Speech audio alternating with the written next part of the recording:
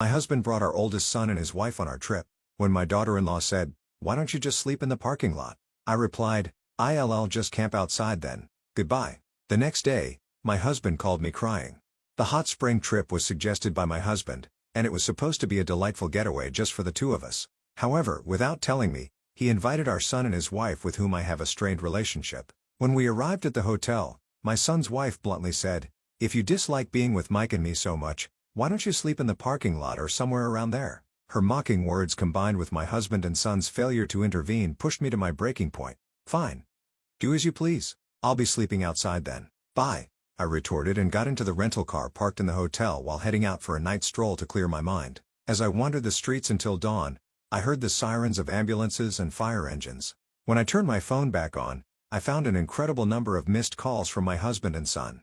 "What the hell are you doing? How many times do you think we called and texted you?" my husband demanded when I answered. He and my son were frantic, explaining that a careless smoking incident had caused a fire scare at the hotel. I was utterly appalled by their lack of apology, so I gave my husband one last chance. "Hey, which is more important to you, Mike and his wife or me?" What's with that all of a sudden? Is this the time to be asking that? "Just come back already," he replied. "I see. That's fine. Well, Mike is your child with that woman anyway, and it seems like I'm no longer in your eyes." Hearing these words, my husband and son were perplexed on the other end of the phone. That's when I decided to spill a secret, a hidden truth we had been carrying within our marriage. My name is Elizabeth, 46 years old, and this year marks the 20th anniversary of my marriage to James. We both work for a hobby manufacturer company with James in sales and me in accounting, just as we have since our marriage. We were blessed with a son, Mike, who has become a delightful part of our lives by marrying Jennifer, a girl he met at university. To outsiders, we might appear to be a normal, happy family, but in reality, we are facing a certain issue. One day, as I was preparing dinner after returning home, I noticed James researching something on the computer. Curious, I peered over and saw beautiful resorts and hot springs displayed on the screen. I couldn't help but lean in closer with excitement. James turned to me and said, "Actually, I've been thinking about planning a trip soon." "A trip? That sounds wonderful." I couldn't contain my excitement and raised my voice. "See, we've both been busy working and hadn't had much chance for this kind of thing. Don't you think it's about time we let loose a bit?" "Yes, I've been feeling the same way," he replied. Fortunately, outside of our busy seasons, we both have flexible schedules that allow for time off. Just thinking about the trip made me giddy with excitement, something that hadn't happened in years. Though James initially helped with household chores after our marriage, he eventually stopped citing work as the reason, leaving me to handle most of it. This trip, suggested by James himself, was a much-needed break from the accumulated fatigue and stress more than anything. I was happy when my husband, who usually only showed interest in his work and rarely conversed with me, suggested we go on a trip together. "The trip is a great idea," I said, "but there's something I've been hesitant to talk to you about." "Hesitant about what? What is it?" he asked. "You know what I'm talking about. It's about Mike and Jennifer." Hearing our son and daughter-in-law's names made my expression darken. Since advancing to junior high, Mike had grown distant and cold towards me, his mother. Ignoring my attempts to talk, he would lock himself in his room or go out, and on the rare occasions he did respond, it was with a dismissive, "It's nothing," or "Leave me alone." At times, he was outright rude, demanding, "Hurry up with the food or give me some pocket money." There were even instances when I was locked out of the house, not just by the door, but by a chain gate. Initially, I dismissed it as a phase of rebellion, but when his harsh words and actions persisted, I grew concerned and consulted James several times. However, James brushed it off, saying, "Isn't that just a phase of rebellion? Or maybe just adolescence? You should understand that and deal with him properly as a mother," showing little concern for the matter. I tried to reach out to Mike, but his attitude remained unchanged. After advancing to high school, he moved into a dorm and continued living in one during university, hardly ever returning home. Even after marrying Jennifer, I wasn't invited to their wedding, and my letters of congratulations went unanswered. When Mike brought his wife, Jennifer, home, I immediately sensed a mismatch. Her brightly dyed hair, heavy makeup, and flamboyant attire made her appear quite flashy even for her age. In front of James and Mike, Jennifer behaved normally. But the moment we were alone, she stared at me, then glared and said, "I wondered what kind of woman the mother of Mike would be, only to find out she's this plain. No wonder Mike detests you." Her derogatory words and expression cut deep. I thought Jennifer was indeed a perfect match for Mike. Interestingly, they didn't have any children and seemed to live a carefree life, despite their apparent dislike for me. Much like Mike's, from the day they were introduced, They began to frequent our house often, usually with Mike in tow. When they visited, Mike and Jennifer would lounge around hurling insults at me and even stay for dinner. I was left to prepare and clean up the meals alone while they arrogantly demanded more drinks and snacks, leaving me no peace. I rarely joined their conversations, but Jennifer once condescendingly said, "Elizabeth, why do you even work after getting married? Spending hours surrounded by old men making toys?" I couldn't do that. Jennifer, being supported by Mike, doesn't work herself, and given her habit of skipping work, likely wouldn't last long in any job. Hearing her gleefully talk about skipping past jobs, I sighed inwardly. Unable to tolerate Mike and Jennifer's selfish and tyrannical behavior any longer, I once again sought advice from James. However, he simply said, "Mike is still as rebellious as ever, but Jennifer isn't that bad. Right? Feeling miserable?" I replied, "But I am being treated like a maid by Jennifer. I had my job too, and my body couldn't handle the stress any longer." Despite my concerns, James would just play dumb and brush it off, claiming he didn't know what to do. Eventually, the visits from Mike and Jennifer stopped. Whether they no longer wanted to see me or had other obligations such as work or finances, the reason was unclear, but their absence from our home was certain. Still, it seemed James continued to meet with them. Sometimes, I could smell their perfume and cigarette smoke on him when he came home. As an asthmatic, cigarette smoke was particularly harmful to me, so I had asked Mike and Jennifer to refrain from smoking inside the house during their visits. Even with our strained relationship, I found relief in not having to endure their unpleasant behavior. I was determined to ensure they wouldn't interfere with our hot spring trip, and I worked hard to convince James of this. Relieved when he agreed, I looked forward to our trip to Hawaii. I pored over the guidebook daily, bought new clothes, and eagerly anticipated the vacation. However, the intrusion began on the very first day. As we arrived at the airport security check for a Hawaii-bound flight, pulling our suitcases and preparing to pass through the ticket gates, I was stunned to hear familiar voices. I turned around to see Mike and Jennifer standing there. "What? Why are you here?" I asked in disbelief. "Didn't Dad tell you? We decided to come along to Hawaii," Mike replied. I was dumbfounded and glared at James. "Mike and Jennifer have always dreamed of going to Hawaii," he said. "I'll handle them, so please let's go together." I was astounded.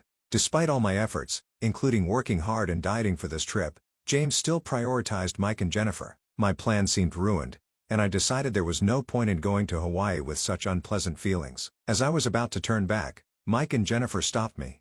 "For the past 11 years, I've wanted to reconcile with you, Mom, but I couldn't bring myself to be honest about it," Mike said. "I know my behavior wasn't right, and I realize now that I've been awkward and unfair. I want to get along with you, Elizabeth, and I don't want to strain our relationship any further." I was taken aback. It was the first time Mike had shown such humility, and Jennifer seemed eager to avoid appearing as the villain. Reluctantly, I agreed to go to Hawaii with the four of us. On the plane, Mike and Jennifer were in high spirits, ordering and starting to drink alcohol while James sat happily next to me. Despite their upbeat mood, I felt an odd sense of unease and tried to distract myself by gazing at the scenery outside the window. Upon arriving in Hawaii and renting a car, we started our trip based on the plan James had revised on the plane.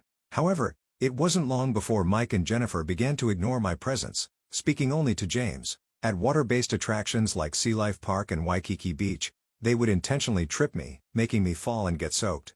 At lunch, they pushed their leftovers onto me, among other forms of harassment. The tension escalated after dinner when Mike and Jennifer came to our hotel room wanting to drink. When James went downstairs to get some snacks, Mike and Jennifer, who had bought alcohol in Hawaii, sat on my bed without asking. Mike pulled out an ashtray and cigarettes. "Hey! This is a non-smoking room. Stop it, please," I said. "It's fine if we ventilate," Mike replied with an annoyed look, and Jennifer began to light a cigarette as well. Reaching my limit, I shouted, "Enough. Stop smoking in a non-smoking room. You'll get us thrown out if you don't follow the hotel's rules." "What's with you all of a sudden?" Mike retorted. "I told you before that I have asthma and can't handle cigarette smoke." "Please follow the hotel's rules," I said, struggling to keep my composure. "Your serious motherly attitude has always been so irritating." Jennifer snapped. "Smoking in a non-smoking room is the height of rudeness. God, you're so annoying. What's wrong with having fun on a trip? If you hate smoke so much, why don't you sleep in the parking lot or somewhere else?" My head went blank from their words. Just then, James returned from his errand. "Hey! It's loud even in the hallway. What's with all the shouting?" "I can't stand being with these two for another second," I said. "They're trying to smoke in a non-smoking room. And why did you bring them along despite me saying no?" "This is unbelievable," I said, my pent-up emotions overflowing with tears. Mike and Jennifer looked down at me, smirking. "You're just annoying," Acting all high and mighty, Mike said with a smirk. You're no fun, not even drinking a single sip of alcohol. I felt something snap inside me. Fine, I get it. I'd rather sleep outside than stay here. Bye. Hey, Elizabeth, James began, but I quickly gathered my valuables and phone and stormed out of the room. James tried to stop me by grabbing my arm, but I shook him off. Leave me alone. I want to be alone, I said, my voice trembling. I hurried out of the hotel and made my way to the parking lot. There was no sign of James following me. I got into the rental car and drove around Hawaii at night, trying to clear my head. Despite my suspicions, Mike and Jennifer hadn't changed their attitude towards me, and James was no better. Despite my desperate pleas, he had brought Mike and Jennifer along without my consent. It seemed impossible to continue any semblance of a family relationship after this trip, especially with the secret about James and Mike that I had kept hidden. The more I thought about it, the more anger and sadness overwhelmed me, so I kept driving to calm myself down. As I drove through Hawaii's beautiful night scenery, my heated mind gradually cooled. After a while, tiredness set in. So I parked the rental car in a coastal park and decided to rest inside. I thought I heard sirens in the distance, but I was too exhausted to care and quickly fell asleep. When I woke up, dawn had broken, and the sparkling sea greeted me with its beauty. Soothing my spirits, I had breakfast at a seaside diner and then remembered to check my phone.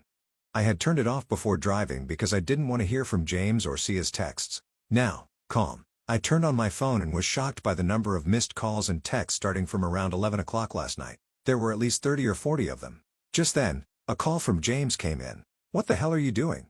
Do you know how many times we've tried to reach you? I've called and texted you. James' voice was a mix of anger and distress. What do you mean? I just had breakfast at a seaside diner, I replied, confused. While we're in deep trouble, you're casually having breakfast. Mike's voice came through, irritated. What trouble are you talking about? It's exactly as it sounds, James said. After you left, we had a little party with cigarettes, alcohol, and snacks. Before we knew it, we fell asleep, and when we woke up, the room was filled with smoke. A fire? I asked, horrified. Yes, James confirmed. The cause was Mike and Jennifer's cigarettes not being fully extinguished. Thankfully, it was just a small fire, but the fire trucks arrived in droves, and everyone in the hotel had to evacuate. Now we're being blamed for it. Jennifer suffered a minor burn and was taken to the hospital. Mike and I have to go to the police for questioning and apologize to the hotel staff. I see now. The sirens I heard last night must have been for that, I said, stunned by the extent of their carelessness. Then James, in his usual carefree and irresponsible manner, said, So we're tied up here and can't leave. Can you go to the hospital and stay with Jennifer? The lack of apology and his prioritization of Jennifer over me made it clear that some things would never change. I decided to give James one last chance. James, who is more important to you, me or Mike and Jennifer? What? Why are you asking that now? This isn't the time, James replied, sounding bewildered. Well, I said, by then, I was completely disillusioned with James' attitude. Hey! What do you mean? Don't joke around at a time like this, James said, his frustration evident. Well, Mike is your child with that woman, and it seems I'm no longer in your thoughts, I said. As both James and Mike looked confused by my words, I took a deep breath and decided it was time to reveal the secret I had kept hidden. Mike, you are the child of your father and his mistress, I said firmly. Mike was stunned into silence, and James grew visibly agitated as I continued. 24 years ago, James had an affair with a woman who worked with us at the time. By the time I discovered the affair, she was already pregnant. She had the audacity to tell me, I'll give you the child, so don't demand any compensation. I found her contemptible, but I couldn't bear the thought of abandoning the child. So I decided to raise the child yourself as my own without seeking any compensation. The mistress was fired, and James' affair became known, but taking you in helped soften the blow. Despite not being biologically related, I raised you as my own. However, your rebellious phase began in middle school and only worsened over time, which I initially thought was normal adolescent behavior. As the years went by, your attitude grew increasingly challenging. Realizing you were indeed the child of James and his mistress, I was torn between the affection I had developed for you and the harsh reality. Mike, still in shock, shouted through the phone, That can't be true. I can't just be some bastard child. I have proof of your father's affair. I said, I keep it with me because I didn't trust James to keep it safe. So you're saying you're not my real mother? That's what I've been trying to tell you. I tried to be a real mother, but it's clear we don't get along. Maybe it's because you carry that woman's blood. Mike fell silent, grappling with the gravity of the revelation. James' voice rose in frustration. What are you saying? You promised you wouldn't tell Mike. I don't care about promises. Be grateful for the 24 years I've put up with this. I retorted before ending the call. I blocked both James and Mike and decided to enjoy the rest of my Hawaii trip on my own, returning to New York before them. Back home, I packed up my belongings, moved back into my parents' house, and prepared divorce papers for James. A colleague later informed me of the aftermath of their hot spring trip. They were severely reprimanded by the police for their negligence, and the hotel demanded a hefty compensation for the disturbance caused by smoking in a non-smoking room. With my parents' help, they managed to navigate the legal and financial fallout. My divorce from James was finalized smoothly and soon became the topic of office gossip. James's work performance declined, leading to his quiet resignation. He struggled to find new employment, eventually borrowing money from various acquaintances and declaring bankruptcy. Mike's financial and mental stability also deteriorated, leading to constant arguments with Jennifer. As for me, I found solace in the hot springs during my solo trip and now visit several times a year with my parents and friends.